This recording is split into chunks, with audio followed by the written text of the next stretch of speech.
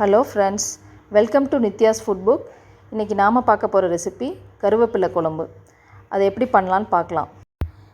தேவையான பொருட்கள் பார்த்துடலாம். ஜீரகம் 1 டீஸ்பூன், மிளகாய்த்தூள் 1.25 டேபிள் ஸ்பூன், மல்லித்தூள் 1 டேபிள் ஸ்பூன், வெந்தயம் வறுத்து பவுட்ரு பண்ண வெந்தயம் 1/4 டீஸ்பூன், தேவையான அளவு மஞ்சள்தூள், சின்ன வெங்காயம் 1 கை, புளி ஒரு மீடியம் சைஸ் நெல்லிக்காய் அளவு, ஒரு தக்காளி, 2 பூண்டு, தேங்காய் 2 டேபிள் ஸ்பூன்,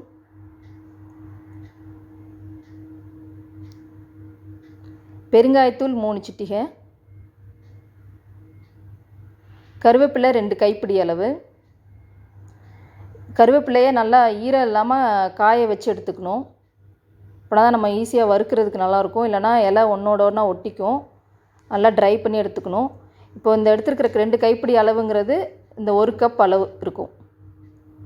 ஸோ இந்த மாதிரி 1 கப்பு இருக்குது கருவேப்பிலை. இப்போ நம்ம இதை வறுத்து எடுத்துக்கணும். அதுக்கு நல்லெண்ணெய் யூஸ் பண்ணணும். இந்த குழம்பு முழுக்கவே நல்லெண்ணெய் யூஸ் பண்ணி தான் பண்ணணும். அப்போ தான் நல்லாயிருக்கும் டேஸ்ட்டு. இப்போ இதில் ஒரு 3 ஸ்பூன் நல்லெண்ணெய் ஊற்றிக்கிறேன்.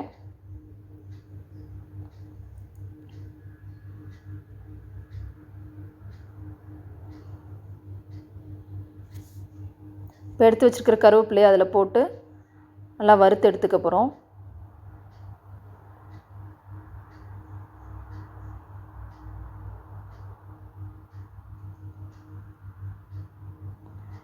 இந்த மாதிரி நம்ம நொறுங்குற அளவுக்கு வறுத்து எடுத்துருக்கோம்.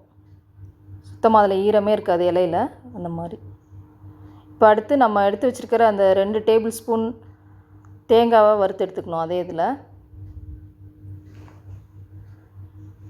இப்போ நான் ஒரு கையளவு சின்ன வெங்காயம் சொல்லியிருந்தேன். அதிலேருந்து ஒரு 7 வெங்காயத்தை மட்டும் எடுத்து தனியாக எண்ணெயில் வதக்கிக்க போகிறேன். இதே நம்ம அதே கடாயிலே இந்த வெங்காயத்தையும் நல்லா வதக்கி எடுத்துக்கலாம். இப்போ வெங்காயம் நல்லா வதங்கினதுக்கப்புறமா தக்காளி, நம்ம ஒரு தக்காளி சொல்லியிருந்தோம், அதை அப்படியே அதோடு சேர்த்து நல்லா வதக்கிக்கணும். இப்போ இந்த கருவேப்பிலை, தேங்காய், நம்ம வதக்கி வச்சுருந்த தக்காளி, வெங்காயம் இது எல்லாத்தையுமே நம்ம நல்லா அரைச்சி எடுத்துக்கணும்.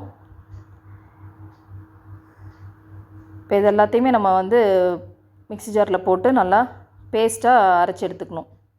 கொரகொரப்பாலாம் தேவையில்லை, நல்லா ஃபைன் பேஸ்ட்டாக அரைக்கணும். இப்போ பேன் சூடாகிடுச்சு, ஆயில் சூடாகிடுச்சு. அதில் நம்ம கடுகு போடுறோம்.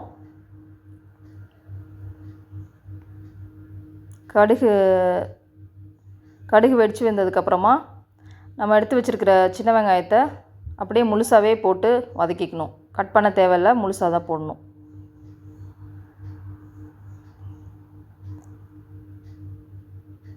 அதுக்கப்புறமா 2 பூண்டு, இது எல்லாத்தையும் ஒன்றா சேர்ந்து நல்லா கலந்து வதக்கிட்டு மூடி போட்டு லைட்டாக வேகிறது விட்டுடலாம். எண்ணெயிலேயே வேகட்டும் அது. இப்போ எண்ணெயில் நல்லா இது கொஞ்சம் வெந்துருச்சு நல்லா. இதுக்கப்புறமா ஜீரகத்தூள்,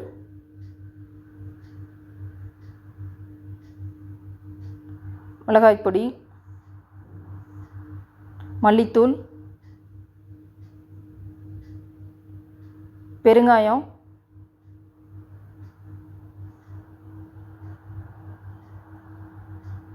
வெந்தயத்தூள் இது எல்லாத்தையும் போட்டு நல்லா கலந்து விட்டுறலாம்.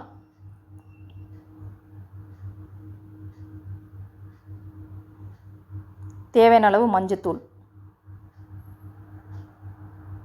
எல்லாத்தையும் கலந்ததுக்கப்புறமா நம்ம அரைச்சி வச்சுருந்தோம்ல, அந்த ஃபைன் பேஸ்ட்டாக அரைச்சி வச்சுருந்த அந்த இதை நம்ம அதோட குழம்போடு சேர்த்துக்கணும்.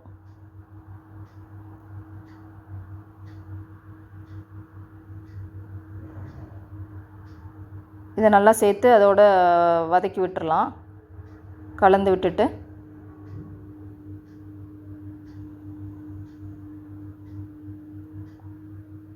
கலந்ததுக்கப்புறமா இதில் நம்ம எடுத்து வச்சுருந்த புளியை கரைச்சி அதில் ஊற்றிக்கிறோம். இதுக்கப்புறமா நம்ம தேவையான அளவு தண்ணி, குழம்புக்கு தேவையான அளவு தண்ணியை சேர்த்துட்டு உப்பு சேர்த்துட்டு இதை வந்து நல்லா கொதிக்க விட்டுறலாம்.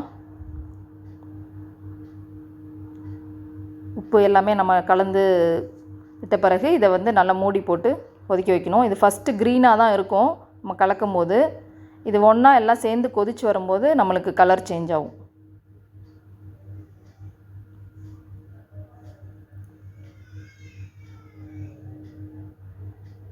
இப்போ நம்ம குழம்பு வந்து நல்லா ரெடி ஆயிடுச்சு, நல்லா கொதித்து வந்துடுச்சு. நம்ம ஊற்றின ஆயில் எல்லாமே நல்லா மேலே வர ஆரம்பிக்கும். இதுதான் நம்மளுக்கு இந்த வத்த குழம்போட பதம். இது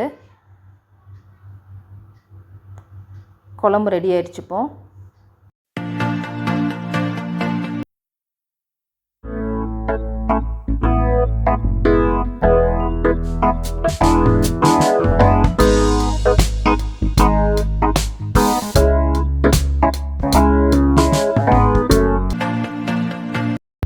It's getting closer to midnight. I tried to